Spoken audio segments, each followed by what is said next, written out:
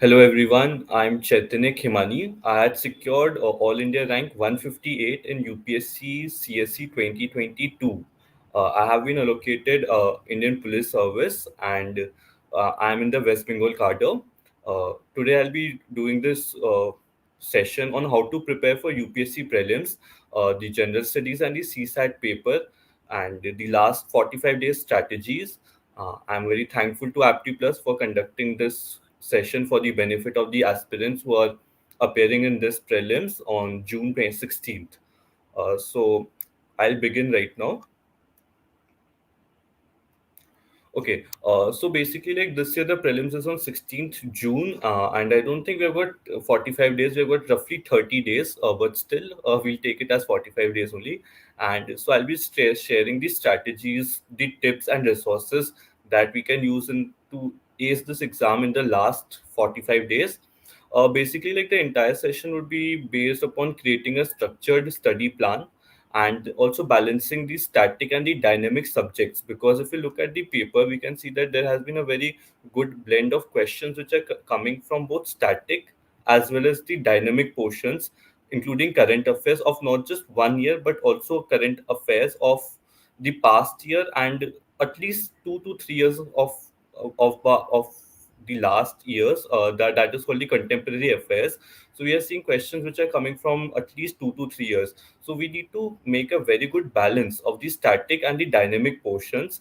And also then I'll be highlighting upon the importance of daily revision and giving regular mock tests. These are the things which we can do before the exam, but on the day of the exam, we need to maintain a very good positivity and we need to manage our stress levels. Of course, the stress level will be gradually, it will be building up on the course of days as we'll see that 16 June is appearing and the heartbeat and nervousness would be increasing of all the aspirants. So we need to maintain a healthy routine and we'll be talking about that also in the coming slides. Okay, so now we are moving on. Okay, see, we have got 45 days for the exam to come, and I believe that the aspirants would have understood this syllabus very closely. But still, I'll stress upon the one fact that is understanding the syllabus.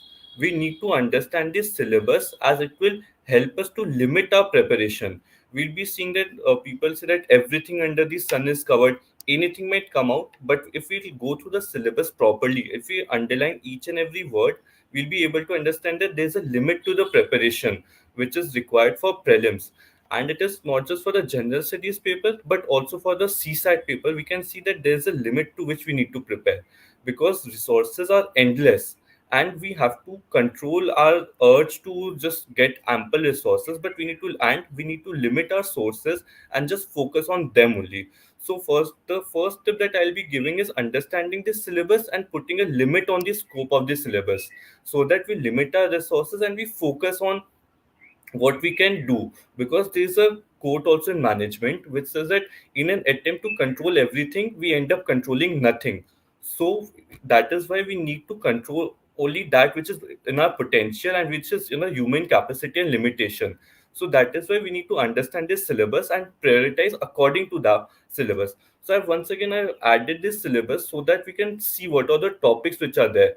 For paper one, we've got current events of national and international importance, history of India and the Indian national movement, Indian and world geography, physical, social, economic geography of India and the world, Indian polity and governance, economic and social development, demographics and social structure, general studies, issues on environment, ecology, biodiversity, and climate change. So now, if we with no requirement of subject specialization, if we look at, we should always highlight this in word that is do not require subject specialization on these topics. We do not need to do a PhD on these topics, but we just need to have an overview glimpse and analysis of what is happening on the topic. For example, there might be a topic about very recent like COP28, which we had. We had got global stocktail over there, and a lot of issues were discussed on that. Similarly, with Indian polity, also we have got numerous Supreme Court rulings that have come up, even the election, which is a very important topic for this year. So we do not need to get into very depth like RPA 1951, Representation of People's Act 1951. This is a very important topic for from which question might come 1951 and 1950 Act both. in this we do not require subject specialization. Just get a tertiary glance, understand that what it is, and on that basis only you'll be able to solve the questions. Even last year there was a topic of Indian squirrels. Now if we'll go and start studying each and every topic about each and every species, we'll not be able to complete our syllabus only, and at the end we'll be able to manage nothing. So just have a tertiary glance, and of common sense is there. Just observe that what can be of about Indian squirrels or any other topic that we can have. We do not require subject specialization. Just do a brief glance on that topic. And the same goes for history of India also, Indian national movement also. There's no need to get into the depth of those topics. Just we need to do an overview over a glance. Coming to the seaside, we'll be discussing on this in the later half. We have got a very detailed discussion on it coming up. Okay, so now revising the core concepts, we need to focus on just revising the fundamental concepts in each and every subjects that are basically history, geography, polity, economy, science and tech, and environment. We should refer to the standard textbooks and notes for this purpose. Now what comes under the standard textbook, the importance of NCRT just cannot be diminished. NCRTs are the main source. Even now right now I'll say that we should always, at in the last 45 days I'll say we should focus on the NCRT books. A lot of questions definitely comes from NCRT. For example, I have prepared a few questions which I could see that they have been picked up directly from NCRT last year. For example, in 2021, there was a question with reference to Madanapalli of Andhra Pradesh, which one of the following statement is correct? And this was directly picked up from in NCRT. I think it was class 6 NCRT history, and the answer was Rabindranath Tagore. Similarly, in 2022, also with reference to the history of ancient India, Bhavbhuti, Hastimala, and these are playwrights, and this came from NCRT itself. Again, from last year 2023, we could see that who among the following rulers of Vijayanagara Empire constructed a large dam. So these are some of the questions which have come directly from NCRT. So we need to revise the core concept at this point. 45 days are left. NCRT, if you have not picked up NCRT, a shortcut that I can tell you right now is go through those NCRTs where some of the words would be written in block letters.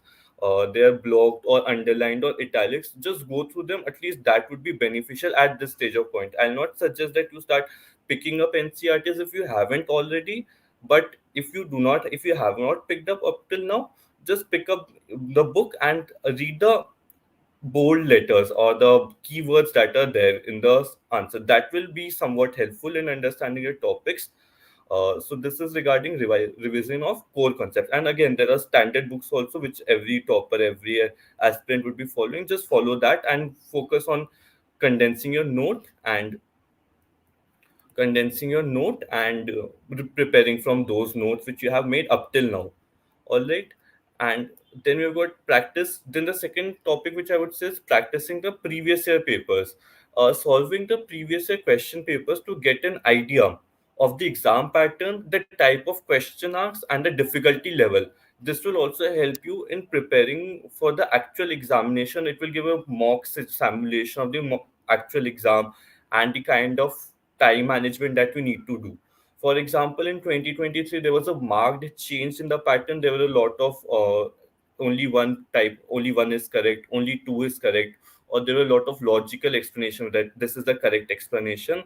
And right now, I think if we prepare from 2023 prelims question paper, it will be very useful. Again, I had prepared some questions like we can see green hydrogen. It was asked in 2023. So green hydrogen is a very important topic. And there was a question, I think, regarding electrical vehicles also. From which country is cobalt mined? So green hydrogen, who are, and then like topics such as Scripps mission and August plan and Wavell plan and cabinet mission plan, Mountbatten plan.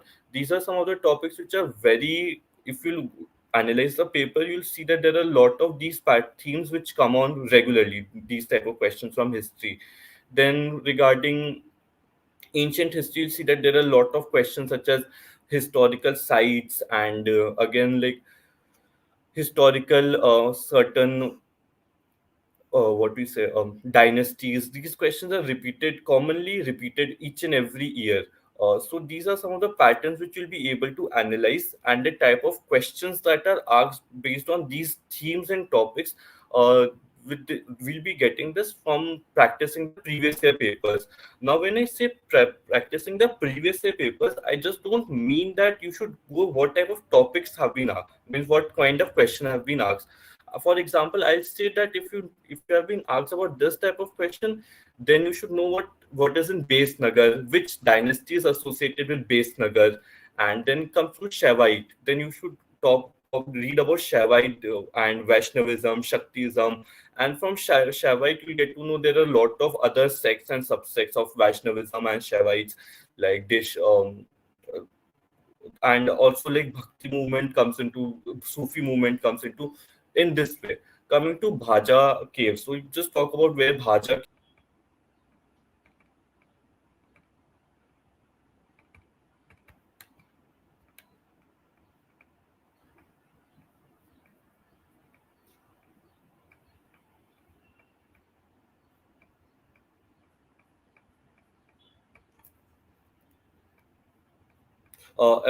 Sorry for the interruption.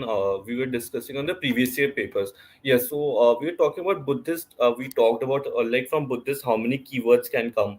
For example, Buddhist, Jainism, Ajivika.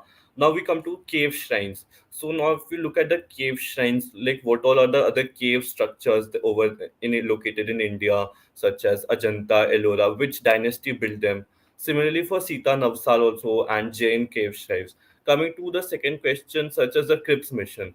Now, Cripps mission is a keyword. Then we have got the Constituent Assembly. There are a lot of questions that come from Constituent Assembly, like who was the president of the Constituent Assembly, when did it first have their first meeting, and then nominated by provincial assemblies, princely states. It's a huge topic, princely states. There can be a lot of questions which can be asked, like what was the timeline of princely states ascending to Indian Union, and there can be questions like Mountbatten Plan, which had what were the provisions for princely states in Mountbatten Plan, whether they were allowed to join to be independent or they were forced to join India or Pakistan. So there are infinite questions that can be framed from last year questions only. Even for if we discuss for the first question, which is fertilizer plant, then there can be a lot of questions asked regarding India's fertilizer policy, like what can be the urea based or nutrient based subsidy scheme, and oil refineries. So there can be questions about oil refineries. Uh, like what are the kind of where in India the oil refinery is located. It's like I remember, I think it was 2020 or 2021. There was this question like, what do you mean by West Texas Intermediate basis, which is one of the crude oil, I think, crude oil rating. I think steel plants are there. Then green hydrogen. So there can be infinite questions asked on green hydrogen. From green hydrogen, I can see that there can be a question asked: what is pink hydrogen? What is turquoise hydrogen? What is black hydrogen? What is white hydrogen? So there can be a lot of questions can be asked. Then decarbonizing. If you look at decarbonizing, there can be a question asked like, I think Niti Aayog has come up with one of the report on how to decarbonize the automobile industry of India. So like there can be a question asked that which organization is publishing this report. So just from the last year paper only, try and understand each and every keyword and just Google or whatever resources you want to use, and on that basis of that, or try to maximize the number of questions that can be asked. And previous year questions are actually the best and sources for preparing for questions. This method is called reverse engineering. It is reverse engineering the previous year papers. Next, we come to the topic of mock test. We should give mock test as much as possible. Right now, we've got 30 days, so we can limit the number of mock tests we give. But often, I believe that we should give mock tests up till the nth hour, because we don't know, like a question might directly come from mock test, and we can say that yes, I was lucky that I prepared this question one day ago and I got the same question. So I believe, I know it depends from person to person, what is his strategy, but I believe that we should give mock tests up till the last minute to see that it will help you to analyze your preparation level. You may get direct questions also that might be asked, and it also helps in time management skill, and it gives you a real life scenario like what happens in a mock test. I'll suggest when you're giving a mock test, give as if you're actually sitting in an exam hall and then you're writing that paper, so that you start building that exercise also sitting in a chair for 2 hours and writing that exam. Because right now we all have got very short memory span due to social media, internet, face, or WhatsApp, mobile phone is always there. So we have got a very limited uh, attention span, so we need to sit for 2 hours. That is also we get that idea from mock test. And I believe aptplus is having an offline mock test also on 19th May, so you can take that opportunity and sit for mock test, get to know where you are coming and how is your position, how you're responding in the mock test. So these are some of the things which help in mock test. And it also gives you direct questions. For example, I saw, which one of the following best example of repeated falls in sea level gives rise, then consider the following trees, and which of the following are the least water efficient crops. I see that these simple one liner questions, they come from mock test only, and if you give a lot of mock tests, you'll start understanding how to solve them.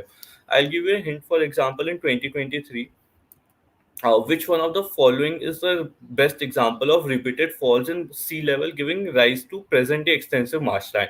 So what we'll see is that if you read the Hindi translation of the same question, you'll see that the run was given in the question itself in Hindi translation, not in English. Marshland, I think, is called run in Hindi, and so it could easily be solved using the Hindi translation. How do you get this ideas? By solving mock tests. The more number of mock tests you give, you start become street smart, that we say. You start becoming street smart, you start understanding how to solve this and that. I'll say to all the aspirants to go and read the Hindi translation of this question from 2023, and you'll see that run was given in the question itself. So this was very easy to solve. Similarly, like there are a lot of, just you'll start getting a feel of the question yourself, that how to do this thing when you start giving that mock test. But again, I'll give you the word of caution, that is, give your mock test in an exam scenario. You don't be like you're using your cell phone, you're talking with your friend, you're talking with someone, or there's a lot of distraction which is happening in your background. Just don't do that. Give the mock test with the correct exam scenario. And after giving the mock test, what is important is to analyze the kind of mistakes you are doing. Once you analyze the kind of mistakes you're doing, work upon them, and then you give the next set of mock tests. When you do that, again you analyze the test, the kind of mistakes that you're doing, and based on that you can analyze the pattern of mistakes that you're doing and just work upon those mistakes. Now this mistake is personal to personal. For example, I might be doing a very different set of mistake from another person, and so I need to cater to my own strategy and my own weaknesses, and I need to work upon that. How do I do that? By giving mock tests very seriously. So this is the importance of mock test. One is that you get the examination feel. Second is that you can get some very good questions. Third is that you get to understand the exam better. So these are some of the importance of mock test. Now coming to the next, that is focusing on current affairs. I had said in the beginning that current affairs, UPSC does not ask questions just based on 1 year, but now it has become more of a contemporary affairs.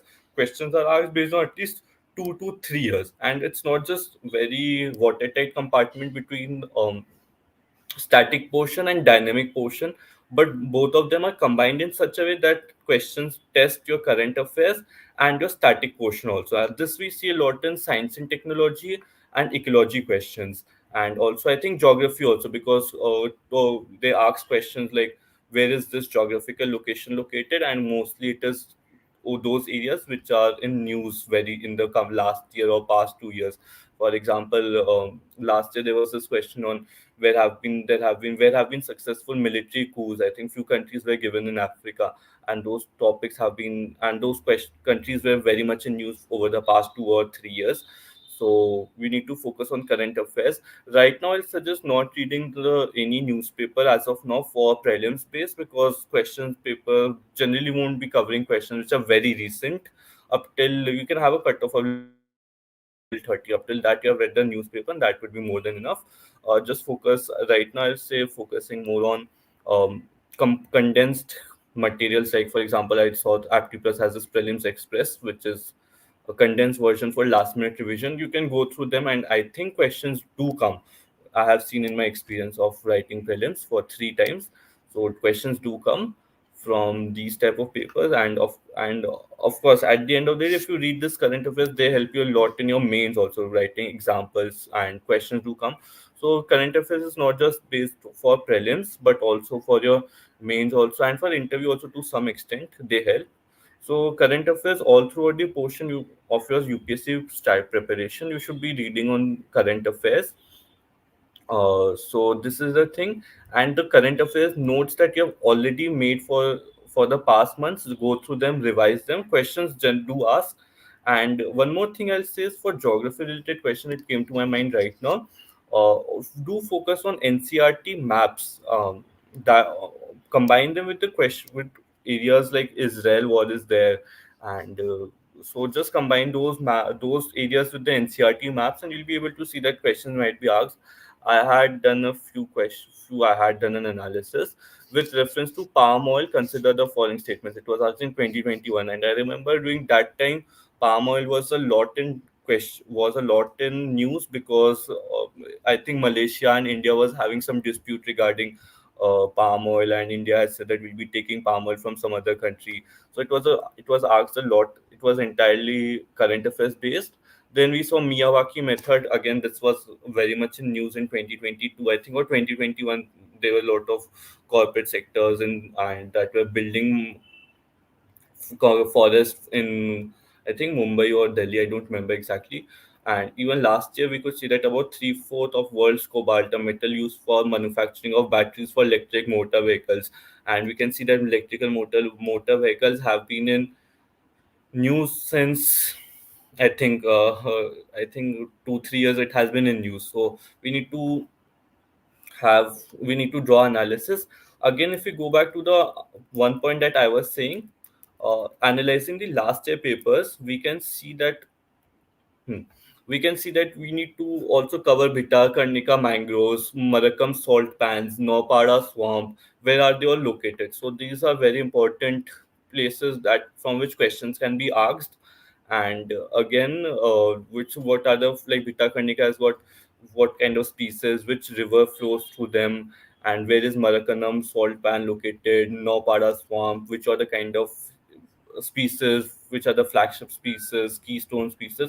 Do that again for this question also in 2021, 22, and 23. Like go through what are the what where is which is the world cobalt, where what are the environmental hazards they can cause, and go read about the countries of Argentina, Botswana, Congo, Kazakhstan. Argentina had its last, I think it had its presidential election also, and then there was this economic crisis which is going on in Argentina, where the president of Argentina has told a lot about, I think, de-dollarization of the economies there, and I think it is. He was saying that they will be pulling out of, I think, a World Trade Organization, and Argentina was in talks that it will be joining the BRICS countries forum, but then it refused.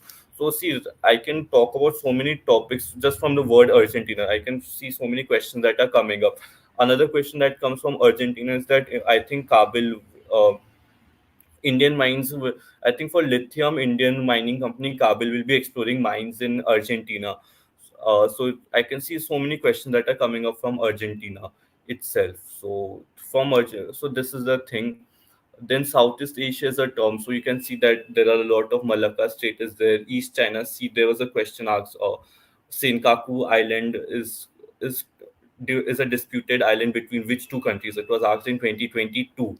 So, like, see, right now I found a question like Southeast Asia, and there was a question which was asked in 2022. So, this is the way how you can use the previous year questions to analyze and come out with topics.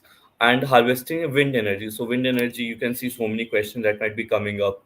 So infinite questions can be made from the previous year questions, but over here we're talking about the focusing on current affairs. So use your previous year questions, focus on the current affairs, and I'm sure you'll be able to see that lot of topics that you had read, questions will be coming on that. Now again, we get to revision. Right now we've got 45 days. Some people say that we should not pick up any new topic, but just focus on what we have studied. They're correct in their own. They're correct. We should focus on what they are, focus on what we have studied already, and we should do continuous revision. But at the same time, if we are seeing some good important information that we're seeing, we should not close our eye that no, I'm not supposed to pick up any new material.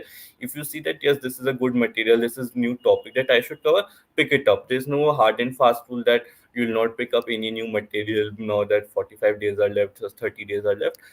Review your notes, go through them properly, try to condense them in shorter and shorter so that you can prepare and revise it. Just condense, rewrite your notes, and it will be helpful in the long run. Once you have got those condensed notes for your prelims, they also come very useful for your mains also, essay writing, GS papers. We just cannot underestimate how important your own handwritten notes become at one point of time. And even I have got my own notes which I see which I see if I have to, and I look back and I think that yes, these notes were very helpful for me during my preparation, as it helps in retention. And your own handwriting is something which is very useful in retaining. For me, for some people they might write notes, e-notes is also very good, and that helps in revision. So it depends from person to person when it comes to e-notes and revising the paper. So now we come to CSAT preparation. Previous up till 2022, we could see that prepare CSAT is something which can be easily conquered with questions. Do come easy, especially in the up till 2022, but 2023 we saw that there was a marked difference and in the difficulty level of CSAT. In fact, when I was in Lavasna, I saw a lot of people who were able to clear the GS paper, but they could not clear the CSAT. And so CSAT has become a major barrier in clearing the exam, and therefore CSAT becomes very important. Once again, I'll see that I'll focus on the scheme of CSAT. We can see that the topics are, it is qualifying in nature. That means we need to score one third of the allocated marks, that is 66.67, and it becomes two. It is the number of questions that are asked are 80. So now we move on. We'll see that the syllabus is by large and far divided into three portions. That is LIDR, quantitative ability, and English and comprehension skills. Again, I see that they have written something like class 10 level, but I don't think that class 10 level questions were asked last year. But it was very difficult to be fair enough and to be honest. Also, we had a major barrier for incoming in seaside for people to qualify, and especially it becomes very difficult for people who come from humanities background and commerce background also. And so let's see, what I had done is that for quantitative ability I have summarized on the few topics that have been asked. Basic numeracy includes LCM, HCF, and square roots, cube roots are there. We've got general mental ability questions based on like SI, CI, mensuration, time and distance, profit and loss questions are asked, and allegation and mixtures, geometry, probability was asked a lot in last year. And so these are difficult topics for which we need to prepare. Mm. So some of the sample questions I have put in a test, the candidate attempted only 8 questions and secured 50% in each of the questions. If we obtained a total of 40% in the test and all questions in the test earned equal marks, how many questions were there in the test? So these are the type of questions which were asked. I think this is on the easier side, and there were a lot of difficult questions also asked. I'm just going through a brief overview first of all, then we'll talk about seaside people in detail. Then coming to DIE, data interpretation and logical reasoning, we can see that questions are asked on bar charts, cube and dices, syllogism, inserting the missing character, arithmetic reasoning, number ranking, pie charts, and alphabet test, blood relation, seating arrangement, logical wind direction. And so some of the questions, I think these are not from the last year. I think I put it from 2022 or 2021, I'm not sure. We can see that questions were asked based on the graph. Then we come to verbal ability and reading comprehension. So these are some of the things like what are the least efficient, what is the most logical inference, what are the basic assumption that the writer is making while writing this, and what are the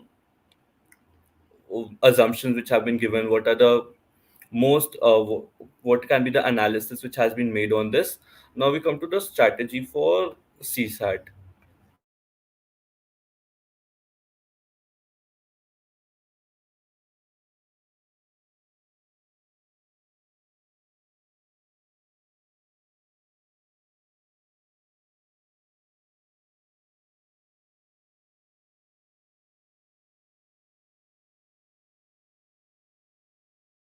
strategy first I'll talk about.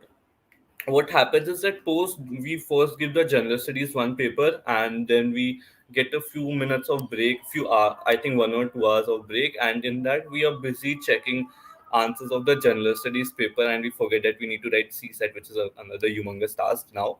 So what else is that it is in the afternoon session and post general studies, so we get a lot tired, there's a lot of stress which is happening, and they get, it is afternoon session, so people do feel lazy, tired. It's Sunday afternoon, and so it becomes very important that you are calm, composed, and you forget your general studies paper one. What happened has happened. Now we cannot change it. So be well hydrated, eat good food, and start picking questions intelligently. As there might be some questions which are very lengthy and might require a lot of calculation. So we need to do selective picking. We should always remember that we just need to score 66 marks in that, and we don't need to attempt all 80 questions on that. We need to focus on time management. So therefore start picking up questions intelligently. All right, so basically the crux of this CSAT first of all is forget your GS paper. What happened happened. No need to fuss upon that, and be calm, composed, well relaxed, be energetic, and go into for your CSAT paper and start picking questions intelligently.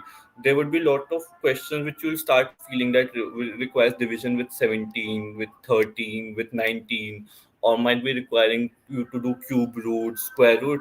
Best it is to just leave them and go and do the next sum, because this time management is a huge thing. It becomes very very important. Okay, so now we start. So this was about our exam day. Now how to prepare for your CSAT in the 45 days. First of all is reverse engineering the past year papers. Again, past year paper for CSAT also becomes very important. See the type of questions that have been asked. What I did was with time and with analysis, I could see that question, what kind of questions have been asked over the years. And so these are the topics by large and far: quantitative ability, what kind of questions have been asked in the past 3, 4, 5 years, and these are by large and far the topics for which questions have been asked. So we need to do first of all reverse engineering the past year papers. Now we need to do is practicing CSAT mock papers. Now when what I said is that we need to be very intelligent enough to pick some questions and to leave some questions. Now how do you get to know which type of questions you need to pick up, what kind of questions you need to skip? This is the first thing. Second is finding out what is your strength and what is your weakness. There are three type of by large and far. One is LIDR, second is your quantitative ability, and third is your English comprehension skills. I know with experience I could find out that I am very good at reading comprehension and I'm not that good at quantitative ability. So my strategy would be to answer all the questions of law of verbal ability and reading comprehension, and to be very selective in my quantitative ability. In that way, out of the 80 questions, I knew that yes, I'll be able to fetch some score where I'll be able to get at least 66. So how did I get to know this? Via practicing CSAT mock papers and the previous year papers. So in this way, when you'll be practicing your CSAT mock papers and your past year papers, you'll be able to understand that yes, I am good at quantitative ability, or I'm good at LIDR, or I'm good at verbal ability. Based on that, you'll be able to form your own strategy that yes, I need to attempt this number of questions from this topic, from this number of questions from this topic, and this number of questions from that topic. Uh, in this way, you'll be able to segregate. Book list that may be followed for CSAT is that I found this book by Tata McGraw-Hill, which is a good one, and there are few other books which I saw from internet. I haven't used them, so you can follow that. And one more thing is just learn. My strategy was I used to follow a few CAT and GMAT websites. I think one is uh, MBA Guru. I think there's one website you can easily Google them, and you'll be able to see that there are a lot of tricks and shortcuts for LRDI. For example, there are, oh yeah, for example, I think it was MBA Guru. Hmm. And so there are like you'll be telling you what kind of shortcuts are there to get a number to be divided, whether to check whether a number is divisible by 7, whether it is divisible by 13, 17, 19, how to check whether a number is a prime or not, how to find out shortcuts to find out the compound interest, shortcuts to find out of the cube root of a number or the square root. How do you get that? You get that through learning tricks and shortcuts for LRDI and quantitative from the CAT and GMAT website. There are a lot of YouTube videos that are available of numerous teachers, and it becomes very important to see that this CSAT portion used to be comparatively very easy with regards to the questions that are asked in CAT and GMAT. But now we can see that yes, the questions that are being asked in CAT and GMAT, they are very much in sync and pattern with seaside questions also. So I think we should go through those videos and see what kind of shortcuts and we can use for CAT and GMAT. Um, I'm forgetting which was the website that I used to exact. Otherwise, I would have shared it right now. But we can learn tricks and shortcuts for LRDI and Quant QA from CAT and GMAT websites. It's basically about eliminating the options and choosing the correct option. Again, we don't need to do mm, all the entire calculation. If you're able to just get the first two figures or three figures and you are able to eliminate the options, and then you can come out to the yes. For example, in this, you don't need to do the exact calculation. You just need to find out the first figure or the second figure. Again, in this, in the ratio and proportion, you don't need to find out the exact. If you're able to figure out the first numerator, then you'll be able to get the correct answer also. So this is the thing that which we get from practice and from learning the tricks and shortcuts for LRDI and quants from the CAT and GMAT website. They're very street smart in their approach because in CAT we need to solve a lot of questions which are very difficult and within very limited time. So those type of things we can learn from there. Coming to time management, we need to develop a study schedule and stick it to it religiously. Allocate time for each subject and based on your strength and weakness. This is one thing. Now we come to staying confident. What happens is that you'll be seeing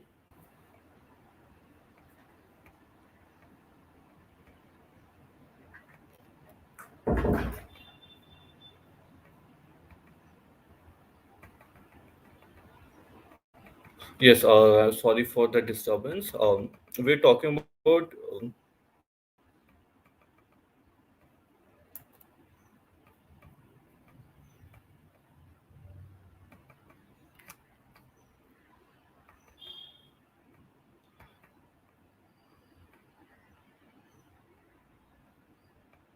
the importance of luck, and we need to understand that it has become a luck game, and so right now we need to be confident and stay positive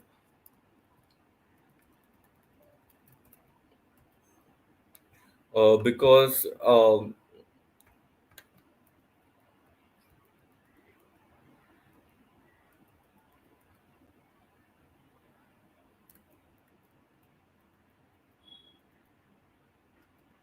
Hmm. Uh, because at this point, maintaining a healthy diet and we need to be getting adequate sleep, exercise regularly. Because again, UPSC is a luck game. We need to understand that, and so we need to stay positive because a healthy mind will reflect in your paper, and you'll be able to eliminate the incorrect answers and getting the correct answer. We'll be able to do that. Again, time management becomes important right now. 30 days are there, limited time, so and syllabus is humongous, so focus on that. Staying confident, and T-1 T and T+1, that is T-1 becomes a day before the exam, T becomes the day of the exam, and T+1 is a day after the exam. Again, exam day strategy for GS, I have talked on a lot of them, but I'll just go through them once again. Read each and every word of the question very carefully. Focus on the grammar of the statements. Often you'll see that incorrect statements would be formed in such a way that you'll not be able to. It won't be making a lot of grammatical sense. There might be some grammatical error also. Where it had be should be plural, they are using a singular noun. So all those things give you that inference that yes, something is fishy with that statement, and that might be incorrect. And again, do not panic. If it is difficult for you, it is difficult for everyone. So you just don't get into the panic zone that oh मेरे को तो कुछ नहीं आ रहा है, बहुत difficult है paper, क्या question paper बना दिया. As I think 2023 में हुआ था, people were panicking, and then it turned out it was difficult for everyone, and the cutoff plummeted. I think this one it was 75.41 or 75.33, something like that. So do not panic if it is difficult for you. It is difficult for everyone. Elimination method is very useful. Then intelligent guesswork, whether to skip or attempt the question, that will be able to understand via lot of practice of mock papers and studies. Use rationality, logical inference, and common sense more than your knowledge. At this point, if you see that knowledge is good, but questions are asked from topics which are not very common, and so during that time use your common sense, logical inference, rationality, whether this statement is making sense or not. If it is making sense, then you can think that yes, this might be correct. But often there might be statements which are very outrageous or something extreme, and that is not making a sense. So for those topics which you don't know at all, you can use your rationality, logical inference, common sense to deduct whether yeah, this is correct or not. So these are some of the strategies that you can use. For CSAT, again, we had discussed this. And see, remember, consistency is the key. You need to make the most of the time you have left, that is 35, 30 odd days, and give your best shot. Stay confident and be positive. Again, we need to understand this is a matter of luck. Sometimes you might be knowing a lot on the topic, but those topics do not come on that particular day, and we cannot do anything about it. We need to accept it. That is life, that sometimes luck matters, luck favors you, sometimes it doesn't, and you just accept that. And so this is my good luck. I'll be opening for questions. Like if you've got any questions to ask, please write it on the on the chat, and I'll be able to answer them one by one.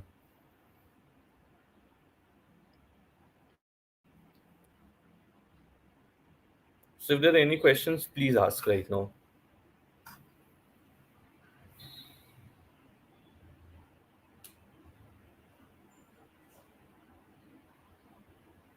One more thing that I would like to add is regarding of if you've got four options and you've got a topic which of you're not able to eliminate either of the options, you're like 25% probability that you'll be able to answer, because four options and you're not able to answer it. It is better to skip that question. Then if you're able to answer one question and one option, and then there are remaining three options that you are not able to say whether it is correct, option is A, B, or C, then your probability of getting that answer correct becomes 33%. So that time it becomes whether you need to, it becomes 50-50 whether you should attempt that question or whether you should not. And if you're able to eliminate two options and you're able to just come down to option A or option B, then it becomes a probability of 50-50 whether your answer will be correct or whether it will be incorrect. At that time, it is best that you should attempt that option, attempt that question. So I've got a question from how to handle anxiety. See, anxiety is something which is very normal, that it will be coming at this phase, and up till the time you see your name coming on the PDF, you'll be having anxiety. And even so, this is something which will be there part and parcel, except that yes, you'll be having dark days, you'll be having anxiety, you'll be having fear. Be confident, stay positive, and I'll also suggest developing a hobby becomes very important during a UPSC preparation. uh, when you'll be preparing for mains interview, if you've got a hobby, it will be very useful. In fact, there's a lot of questions which are asked in interview phase based on your hobby. When you'll be filling up your DAF forms, there's a separate uh, column which says what are your hobbies. So I say develop your hobbies, work on them, and it generally helps to cure anxiety. And of course, studying is there, solving mock papers, that will give you confidence. So I hope that helps. Work on your hobby and be confident, prepare well, and accept that yes, there will be anxiety. So acceptance is a big thing.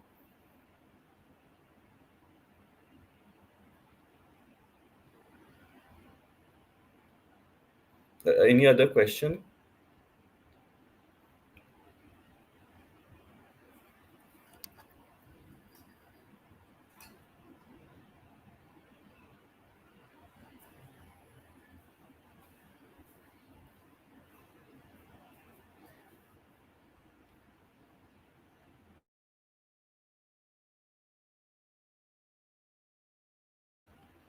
So I believe there are no more questions. If you have any other questions, you can always forward it to the Apti Plus team, and they'll forward it to me, and I'll answer the question, and I'll be more than happy to help each one of you in getting a problem solved. I think Apti Plus you'll be having the contact details of Apti Plus, so you can reach out to them, and they'll be able to reach out to me via, and so they'll be able to help you with the communication link. And again, I would like to thank AptPlus for conducting this session. I hope students and aspirants they find it were useful and helping for the UPSC prelims. And I look forward to seeing each one of your name coming up in the UPSC Holy PDF someday.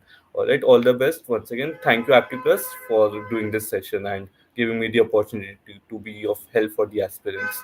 Thank you.